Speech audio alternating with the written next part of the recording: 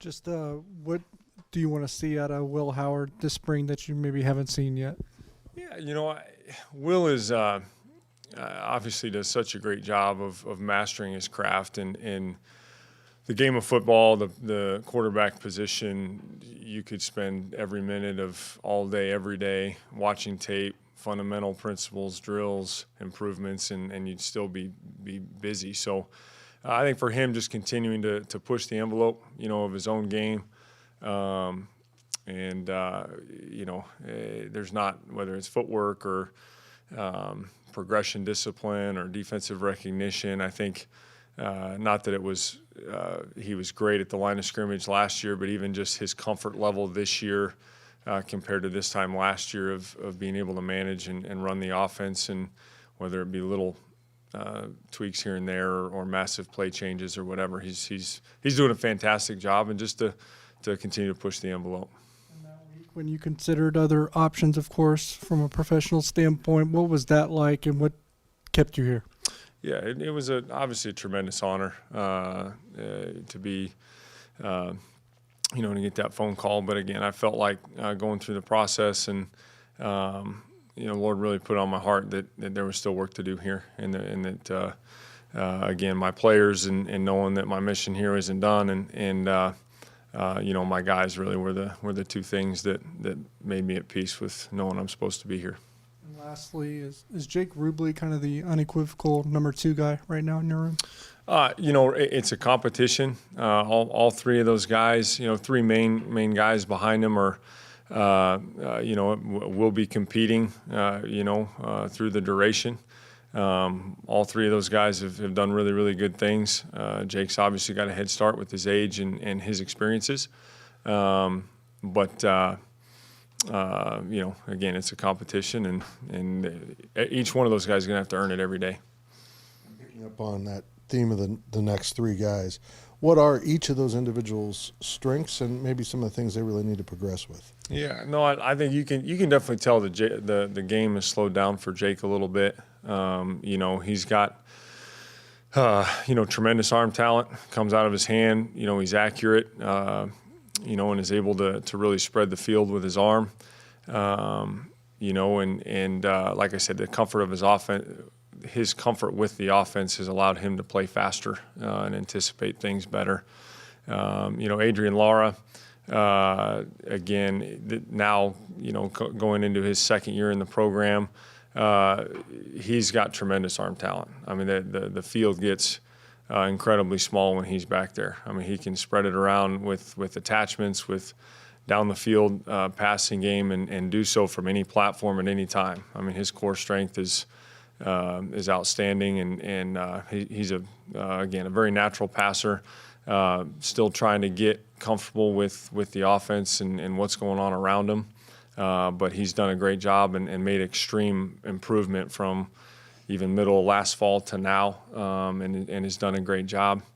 Would say Avery, coming in is obviously just kind of learning the lay of the land, and trying to operate to be able to allow him to, to use his skills. He's obviously got the best wheels of the group, which is well documented. But again, all three of those guys have very strong arms. They're accurate, natural passers of the football. All three of them study. I mean, I come up here early in the morning before our meetings start, and multiple guys are in here studying, drawing, asking questions, helping each other. And I think that environment is truly tremendous for all of them as they go through this process. Lehman could have looked at Avery and said, this kid's really good, but he needs to get a little meat on him for the Big 12 level. How's he progressing with that? Good. I think he's, 10-ish, give or take, based on the day, pounds up since, when he got here. And Coach True and his staff are doing a tremendous job. And, I think for him, he was always competing at something, doing so many sports in high school. So I think his growth physically will happen pretty fast now that he's just doing football, being able to spend some time in the weight room, and it's coming together. Finally, with Will, this is probably a question commonly asked for a guy that can't get weight off in terms of fat. But is there a too big moment for Will in terms of his muscle mass? Yeah, I think I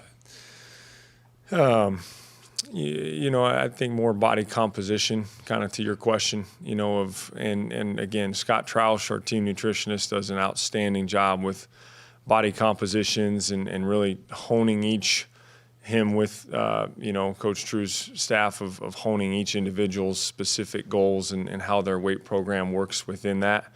Will's weight, we wouldn't want that to change drastically either way.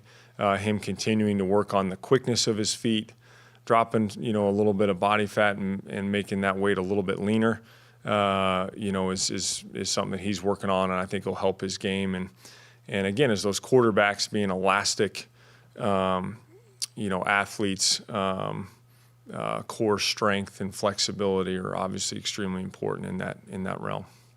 Collin, when you say you felt like there was work still to be done here, what would you say most excites you about getting back to work with this group in year 2? Yeah, no, it was it's been a learning process for all of us. It's been extremely exciting. Obviously through any journey, there's going to be challenges and things you got to overcome. But I think being able to, now that we've got a lot of this time last year, we were trying to really, really build and reestablish some things foundationally, offensively, of how we wanted to do things. So being able to kind of build on that, so now everyone's not learning how to even operate, how to communicate, and all those things, we can kind of continue to push into those second and third levels of how we want to use now what we have. And so it's an unbelievable group to work with. I mean, you look at up front, those guys are a charismatic bunch. They work their butts off and really set the tone for all of us offensively. Then you got the leadership and some of the skill that we have around them, coming together. It's extremely exciting, and there's a lot of players that we're excited to try, and as a coaching staff, push and again showcase all of their abilities to the best that we can to make us successful. When you look at your wide receiver room right now, you're going to have some catches available with the guys who left last season. So who's kind of stepping up already, and who do you imagine filling some of those key roles? Yeah, no, it's been really good this spring. I mean, there's been a lot of guys that have made flashes and made plays. Phillip Brooks coming back is huge for us with his experience and versatility. I mean, he can play any position across the board and really he's really tracking the ball well right now and doing a nice job. Keegan Johnson has been probably ahead of the curve as far as where even we were hoping he would be from a learning operational standpoint. I mean, he's been able to contribute and make some big time plays. And then you got, Seth Porter has really stepped up, who's been, so heavily involved in special teams and, has made a lot of big plays the last couple of days in practice. And, Erwin Nash, Xavier Lloyd, could go down the line there too of a lot of guys that have flashed and done some good things. So it's good competition right now. Got to keep pushing all those guys forward to keep pushing that room to the next level. Collin, you've had 3 seasons with Deuce Vaughn in the backfield. So the Wildcat offense looked that much different without Deuce this season, or is that kind of a work in progress this spring? Yeah, no, I think just like any special player like he was, there's no replacing him. There's no it's not fair to him, and it's not fair for anybody else, trying to fill those shoes. So will we be different? Sure. I think the interesting thing to that point that I think was what made last year's group so special, and I think their leadership and foundation they laid moving us forward.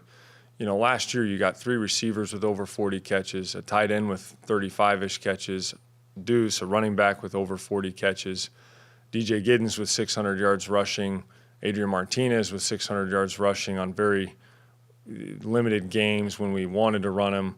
So there was a lot of distributed production, and even Deuce's individual production being down a little bit compared to the year before individually.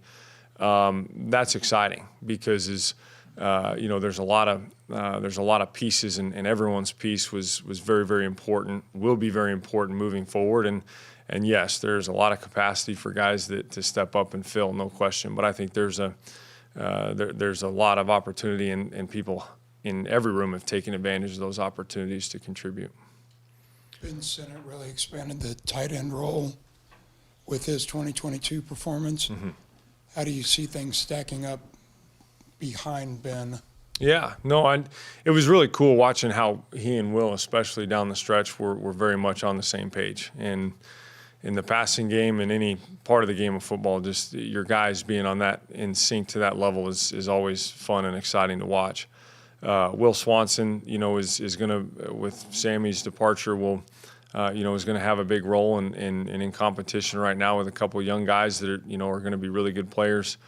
Garrett Oakley has flashed in the passing game and really made some big time catches and is creating some separation in some patterns and things. So really excited to what he can do, and Braden Lofton will be in the mix as well. As kind of that group moves forward.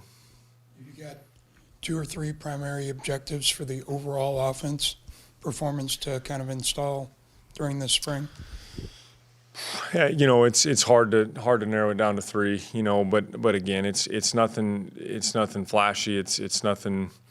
There's no magic wand to any of it. Truly, it's going to be same thing we started and tried to do last year of really breaking things down to the simplest, minute details that that win you games, and from being assignment sound to fundamentally sound and then playing extremely hard. And if we do those 3 things, we'll be just fine.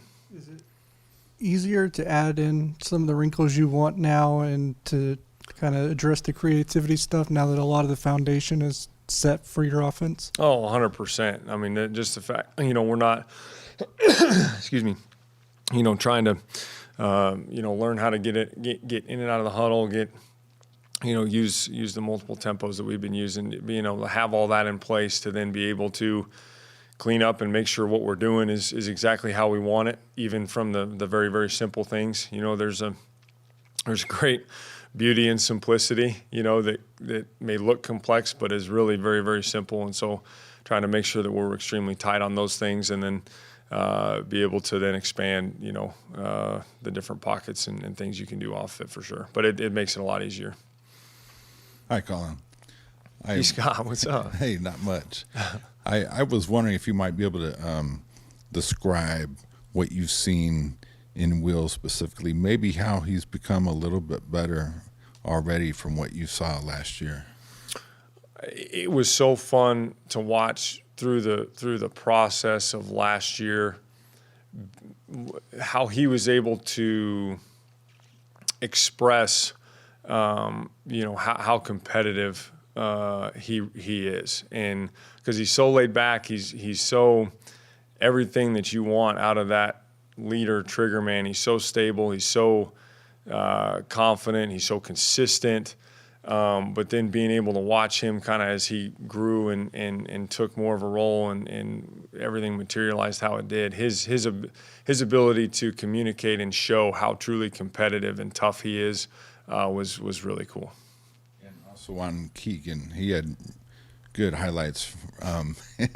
What has he done to surprise you or please you the most early on?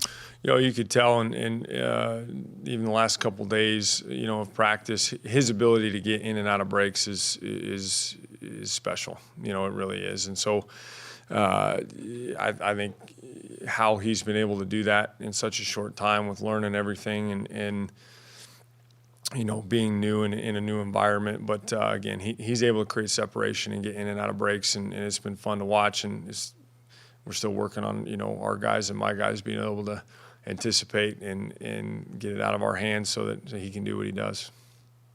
I wanted to ask you about the offensive line. Obviously, it's huge to have all those guys back, but at the same time, they're probably all going to be gone at the end of this year. How do you balance that and trying to work some of these younger guys in who've shown maybe that they deserve a chance. No, it's been an emphasis for Coach Kleiman from the start of spring ball, and we've structured some practice time and doing some different things organizationally to account for that. I mean, there's legitimately more guys than I can remember at any one time that you'd be like, okay, hey, they're, if they're not game ready, they're darn close. So I think trying to develop that depth now and get some of those younger guys. Some more reps. The Sam Hex has done a great job, in some of that work interiorly. John Pastore's done a nice job outside. Carver Willis has done a great job and made some really good strides here from the fall outside. And some of those other names are already developing to be ready for that. And obviously, Coach Riley does a tremendous job. Every one of those guys is working extremely hard to better themselves and our unit there. Is it difficult to work them in game situations? I know there's always talk about continuity on the offensive line, but is that going to be something you have to work at? We'll take it a step at a time. That won't be, thankfully, a question we have to answer, anytime soon. But you're exactly right. And how do you get – because there's nothing like a game rep, as much as we try and as close as we get in practice. It's different, and trying to get those guys' experience is something we definitely want, but also compete and understand that, hey, the best guys have earned their opportunity, and you don't get many of those, as players too. So trying to find that balance is something we'll have to work through. Collin, what's impressed you the most about Trayshawn Ward since he got on campus? His short area quickness is outstanding. His ability to start, finding holes, something changes in the blocking scheme and has to make a quick adjustment that was unanticipated is impressive. I mean, he's able to stop very, very well, and just a fantastic young man on top of that. I mean, his demeanor is outstanding. His work ethic's been good. So glad he's here. And then it felt like DJ was just starting to scratch the surface at the end of last season.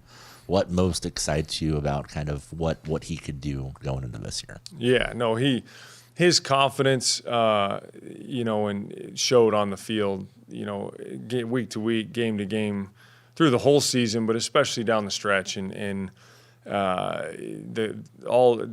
his confidence in himself. Every one of us as a staff had outstanding, unbelievable confidence in him when he did get his chances to make plays, and he's a different back than Deuce, clearly, but we think he could be an absolutely special player and have outstanding production for sure.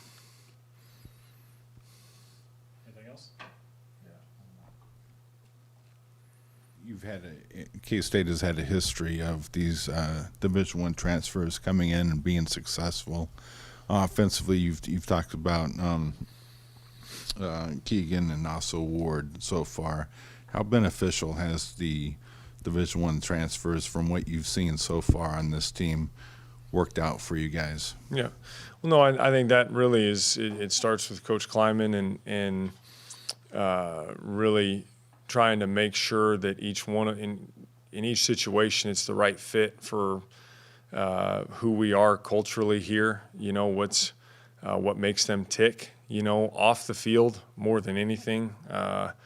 If it doesn't matter how talented or whatever they are, if they're not the right fit, if they don't have the same mindset, mentality that's going to be a fit, and that who we want to be and how we take care of people and how you take care of your business and right down the line, then it's not going to work. And so been very proud each one of those guys. I mean, Julius Brents, and I could, like you said, I could go on and on. Every one of those guys has fit that mold, and so those guys do.